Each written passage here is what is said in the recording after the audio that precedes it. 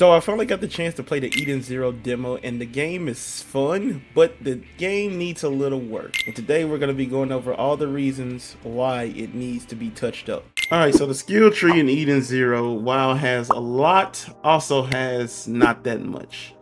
Now, you do have, your typical stuff with the skill tree. You get your special abilities, you get your buffs to certain moves of the character, and you also get like quality of life changes for the character, like stat buffs, able to like do certain things a little bit faster, you know what I'm saying, like that. You get those types of abilities and stuff like that. But I think the skill tree is severely lacking in special moves. Now that just could be because of the limited resources that they had to go off of from season 1 and season 2. But I do think that there could be some more moves added, or like a different ult you could put in here, stuff like that. I think that they could add some quality of life stuff, but it's like nothing too major. I think the skill tree is good, but just a little bit more stuff to be added to it. That's all, just like some quality stuff. The combat in Eden Zero is somewhat decent. I just feel as though that Shiki should have like a stronger combo. I think that the combos in the game, well, at least starting with the base combo. The base combo is like pretty bare bone. It's like, okay, you're starting off with this. Okay, it'll be fine. It'll probably grow on you over time, and it probably do a little bit more damage. By the time I got done with the demo, Shiki was still doing the same, well, not the same damage, but like it's like it was doing chip damage. It wasn't doing that much. So I'm like, okay, this is not it. So you start upgrading the moves and stuff like that. You start playing around with certain things. You're like, okay, I got this. But the big problem with combat is that it feels a little bare bone, to be honest. Like when I play games like Kakarot, I play games like Kingdom Hearts, and there's certain moves that you can add or that you upgrade to make the character seem even more powerful, and it does a lot of damage. In Eden Zero, most of the moves don't do that much damage. Well, some do, but you need a Lycrium crystal to keep the damage going. And if we move on to the topic of combat control, because you have like 14 enemies, right? Say if you have like 14 enemies and they're all ganging up on you, Shiki has the gravity move. Okay, bet that's covering it. Get them all together, right? The moves don't do that much damage, because if I do his windmill kick does it can handle crowd control, but it doesn't do that much damage. So I equip the Lycrium crystal. The Lycrium crystal does pretty well, but it still's not getting the output I need. I think the damage for like Shiki's moves need to be buffed. Like they definitely need to be buffed for the game. I think that the combat needs to take a page out of Kakarot's book. Like have the characters actually move pretty like fast and stuff like that. Make it fun and energetic, not kind of like, punch, throw a kick, punch, throw a kick, and then use a gravity move. No. We need to have like some fun stuff going on with it. Not saying that the game isn't fun, because it's definitely fun. It's just the combat needs to be spruced up a bit. And I do hope that this changes from when we get the actual full game. Next, we have the Lockon System. Now, a lot of people have complained about the Lockon System being garbage. I definitely do think the Lockon System is definitely terrible and is the worst Lockon System that I have seen. Now, the way you can improve this is, I'm going to say this. Take a page out of Kingdom Hearts' book with the Lockon System.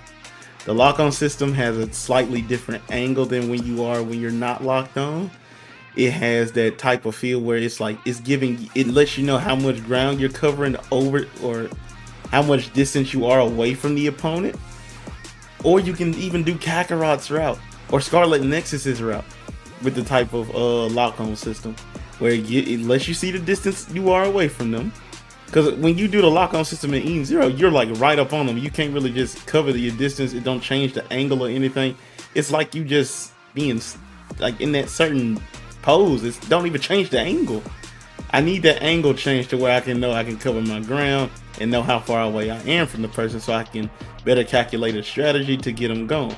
And I know you could say, yeah, you could just move around with the character and you can avoid certain things from happening, but when I have that lock on, bro, I don't need to be able to be up close on the opponent and not have an angle change to dignify where it's like, okay, I'm away from this enemy, I can do this and this and this.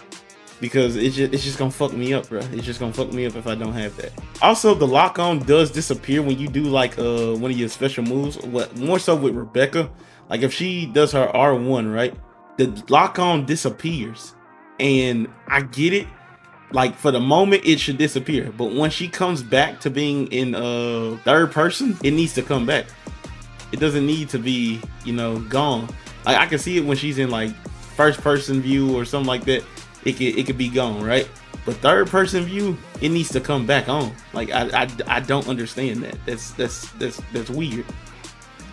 Next we have the world of EDENS, and when I mean world, I mean like the actual hub world. Now the hub world is not bad. I love the hub world. The only problem in the hub world is that in the hub world, the NPCs don't really talk. They don't really have like conversations going on that you could just walk by and listen to. Like basically the world doesn't feel alive in EDENS, right? Like you can hear Shiki talk, you can hear Rebecca talk, and possibly even Happy talk. But when it comes to the NPCs, like just walking around them and hearing like conversations going on, like if you see a group of NPCs just together, they don't have like thought bubbles or anything to show evidence of what they're talking about, because sometimes you need that for the immersion of the game to make the game feel like really good. So I think that Konami should take notes from, like, I would say Sonic Adventure 2, for example, right? Or not Sonic Adventure 2, Sonic Adventure, and basically put in like some little, you know, little text. Like you can walk up to certain NPCs, hear what they daily lives are going on.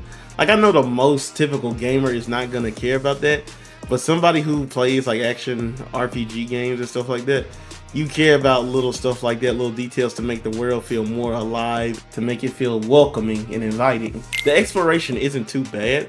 I just have like a small little gripe. Just on the map, it shows like little items that you can pick up in the game. And I feel like if you just walk around certain areas, it should just pop up. Like if you go up to a tree, you just pick apples and stuff like that. If you go past like a berry bush, you just pick up berries and stuff like that. So I feel like little stuff like that, it shouldn't be highlighted on the map. It should just be like a more immersion type thing. Like if you come across it, you come across it. If you don't, you don't. If you see a food stand with like fresh fruits and vegetables, you should be able to pick it up, like Kingdom Hearts 3, you know what I'm saying? I feel like more so in that case. But let me know what you guys think in the comment section below. Do you think that the game is perfectly fine? Do you think the game needs to be spruced up a bit?